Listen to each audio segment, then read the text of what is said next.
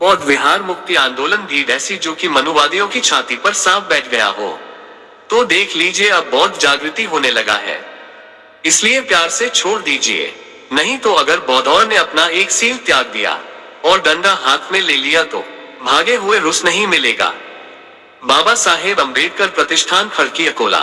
ऐतिहासिक बुद्ध गया महाबोधि महाविहार मुक्ति आंदोलन का नेतृत्व आदरणीय विनयाचार्य और अन्य आदरणीय भिक्षुओं ने किया था। पंचशील धम्म यात्रा के बाद डॉक्टर बाबा साहेब अम्बेडकर प्रतिष्ठान खड़की अकोला में एक सार्वजनिक बैठक आयोजित की गई। इससे पहले महाराष्ट्र के मशहूर गायक विकास राजा और सुभाष कोठारे द्वारा बुद्ध भीम गीत गायन का कार्यक्रम आयोजित किया गया था। इसके बाद धम्मदेशन में उपस्थित भिक्षुओं की सार्वजनिक चर्चा हुई।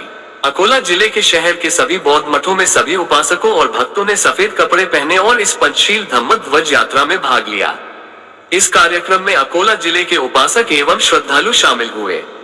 आकाश दादा शिरसाट, सम्राट अशोक सेना महाराष्ट्र प्रदेश, निःशुल्क महाबोधि महाविहार।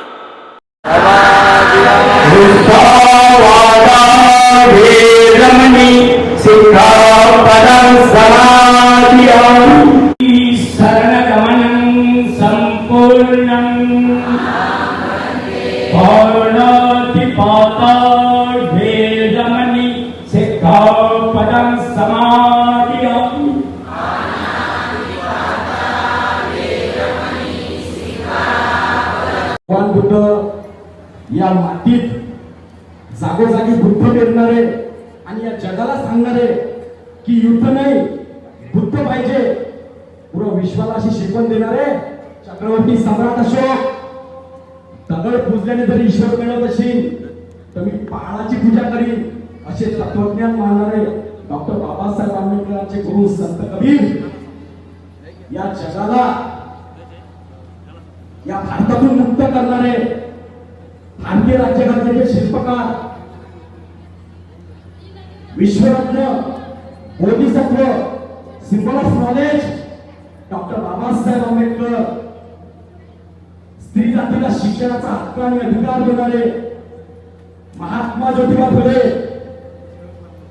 इंग्रजांचा इंग्रजी झेंडा जाळून इंग्रजांना लढाईपाडा करून सोडणारे क्रांतिपूर लौजी मस्ताक, बाबासाहेबांच्या झिंजुरी लिखणीला आपला ग्रंथ अर्पण करणारे साहित्य सम्राट लोकशाहीर अण्णाभाऊ साठे, दिवसा स्वच्छता आणि रात्री कीर्तनाच्या माध्यमातून लोकांच्या मनातून घाण स्वच्छ करणारे संत गाडगे बाबा, मनुस्मृतीला चेतामेदा करणारे आणि बहुजन समाजाला आरक्षणाचा हक्क आणि अधिकार देणारे राजश्री छत्रपती शाहू महाराज, या सर्व महापुरुषांना त्रिवार अभिवादन करतो। उपस्थित भिक्षू संघाला पंचायत प्रणाम करतो। जमलेल्या माझ्या माय मावल्यांना आणि भीम सैनिकांना मानाचा जयभीम करतो। आज भिक्षू संघाकडे मी एक वचन देतो। चक्रवर्ती सम्राट अशोकानं मोगली फक्त किस्सा महास्तकांवर एक वचन केलं होतं की भगवंत या बुद्ध धम्मात असं महादान कोणतं आहे की ज्याचा मी दायक होणार। त्यासाठी मोगली फक्त किस्सा महास्तवीर सम्राट अशोकाला म्हणतात की सम्राट, ज्या दिवशी तू तुझा मुलगा आणि मुलगी या संघाला दान देशील आणि भगवान बुद्धाचा धम्म जगाच्या कानाकोपऱ्यापर्यंत पोहोचवशील, त्या दिवशी तू धम्माचा गायक होशील। आज मी भिक्षू संघासमोर ते वचन देतो की माझं आयुष्य श्वास असेपर्यंत या भिक्षू संघाचं आणि तथागत भगवान बुद्धाचा चक्रवर्ती सम्राट अशोकाचा मी प्रचार करीन, हे वचन मी भिक्षू संघाला देतो।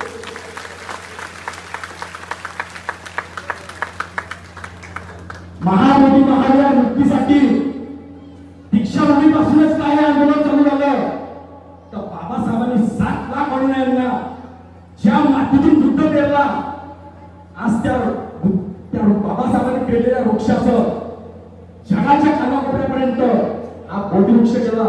त्या मातीतून फंटे विनयाचार्य आणि फंटे ज्ञानज्योती महादेव आणि प्रमुख भिक्षू संघाने हे आंदोलन चालू केलं। महाबोधी महाविहार मुक्त झालं पाहिजे यासाठी धंदे आणणारे धम्मपाल यांनी जे लढा सुरू केला 18व्या शतकापासून तो लढा पुन्हा जिवंत ठेवला आणि हा लढा पुन्हा तेवत ठेवला यासाठी या लढ्यात तन्मन धनाने सहभाग व्हा. बाबासाहेबांचा धम्म आणि बाबासाहेबांचा बुद्धाचा हा देश आज धोक्यात आहे. यासाठी आम्ही जागृत असलं पाहिजे. महाबोधी महाविहार फक्त आणि फक्त बौद्ध भिक्षूंच्या ताब्यात असलं पाहिजे. त्या ठिकाणी शेतीवाल्यांनी कब्जा केला. त्या शेतीवाल्यांना आता पळून लावण्याचं काम केलं पाहिजे आणि महाबोधी महाविहार टेम्पल ऍक्ट 1949 रद्द झाला पाहिजे हे मागणी करूया आणि बाबासाहेबांचा हा प्रबुद्ध भारत आपण समोर नेण्याचा संकल्प करूया. हेच आजच्या या कार्यक्रमाच्या निमित्तानं मी आवाहन करतो, विनंती करतो. माय मावल्याहो आणि भीम सैनिकांनो जागी व्हा. बाबासाहेबांनी आपले लेकर या देशाच्या मातीत गमावले. अरे माता रमाईच्या मांडीवर राजरत्नाचा तडफडून मृत्यू झाला. बाबासाहेब उभे राहतात आणि बाबासाहेबांची सोबती म्हणतात की बाबासाहेब राजरत्नाचा अंत्यविधी करायला लागते. त्यावेळेस बाबासाहेबांजवळ पैसे नसतात. त्या माता रमाई त्या मायमाऊली आपल्या पोटच्या लेकराला पदर फाडते आणि राजरत्नाला या मातीत घालते. कोणासाठी? कोणासाठी? मग त्या राजरत्नाची जाण असली पाहिजे. आज बाबासाहेबांचे विचार मिटवण्याचं काम चालू आहे. आणि ज्या पद्धतीनं सीता पहारानं भीमावरीलाचं शौर्य गाजवलं त्या पद्धतीनं पुन्हा आणि या देशाचं महाबोधी महाविहाराचं हे शौर्य आणि हा लढा आपल्याला जिवंत ठेवून गाजवावं लागेल. हे इतिहासाची लढाई आहे. या ऐतिहासिक लढाईत प्रत्येकाने सहभाग व्हा. ज्या दिवशी महाबोधी महाविहार मुक्त होईल ना त्या दिवशी तुमचं नाव इतिहासात लिहिलं. इतिहासात यासाठी या इतिहासाचे साक्षीदार व्हा. अरे 100 दिवस शेती होऊन जाण्यापेक्षा एक दिवस वाघून जगावा. वाघून जगा आणि महाबोधी महाविहार मुक्त लढाईत सहभाग व्हा हे विनंती करतो. आज अकोला जिल्ह्यात सर्व भिक्षू संघाचे मी या ठिकाणी हार्दिक अभिनंदन करून धन्यवाद व्यक्त करतो. आम्ही गेल्या 1 महिन्यापासून प्रत्येक बुद्ध विहारात समाजाला जागृत करायचं काम आणि संघटित करायचं काम करत आहोत. आज आम्ही त्या बुद्ध विहारांना भेटा दिल्या. दिवसाचा रात्री आणि रात्रीचा दिवस करून माझ्या सोबत बनते महानाम, बनते सारीपुत्र आणि अनेक भिक्षू या लढ्यात माझ्या सोबत होते. त्यांनी त्यांच्या ग्रंथ पठणाचा कार्यक्रम सोडून या लढाईत माझ्या सोबत ते आणि या रात्र आणि दिवस पाहिले तर त्यांना सुद्धा मी पंचायत करतो, धन्यवाद व्यक्त करतो. कारण की आज आपला उपासक उपासिका हा धर्माच्या कार्यापासून फार दूर आहे, बहुत दूर आहे. तर विनंती आहे की धर्माचं कार्य आपल्याला समजण्याला की बाबो नाही तर उद्याचा दिवस महाबोधी महाविहारासारखी परिस्थिती निर्माण होईल. बाबासाहेबांचा प्रबुद्ध भारत आपल्या हातातून निघून जाईल.